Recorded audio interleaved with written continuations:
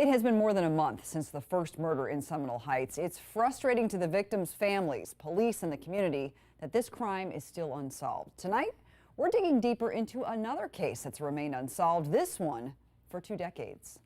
20 years ago, next week, this little girl, 5-month-old Sabrina Eisenberg, disappeared from her home in Valrico. Her parents say they woke up early in the morning and the baby was gone from the crib.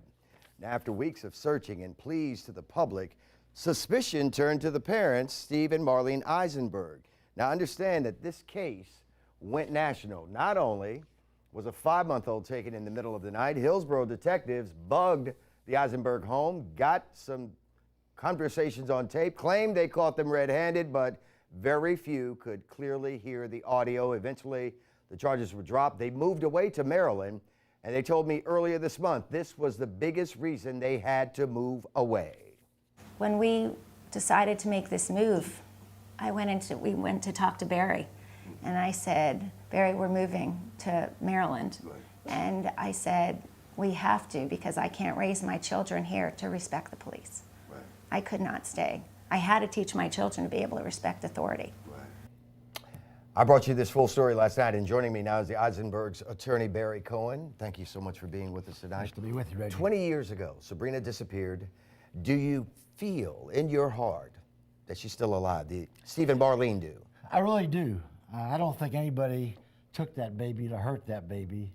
Mm-hmm. I think somebody took that baby because they wanted to love that baby. Mm-hmm. And I think someday that baby will be returned. Right. Through some investigators, through some fate. Mm-hmm. I think that baby will be returned someday.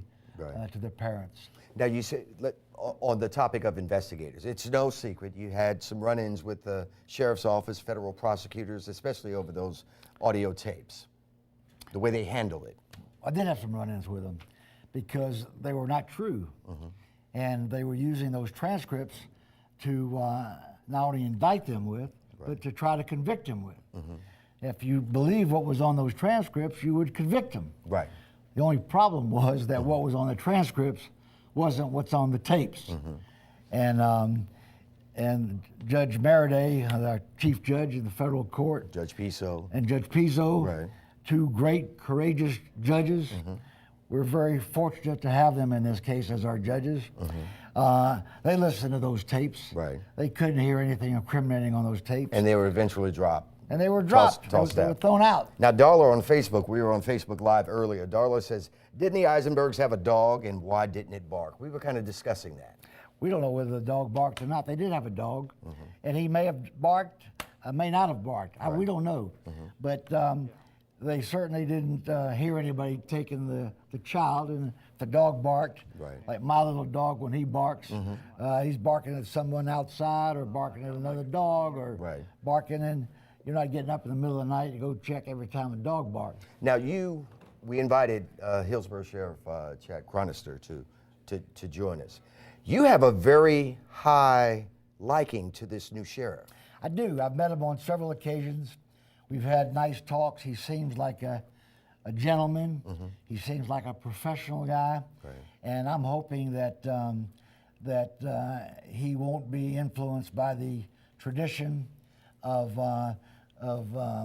the code of silence, right, in the law enforcement community. But you feel solidly about him. I feel very strongly about the existence of the code of silence. Mm-hmm. I feel very strongly that bad cops make good cops bad. Mm-hmm.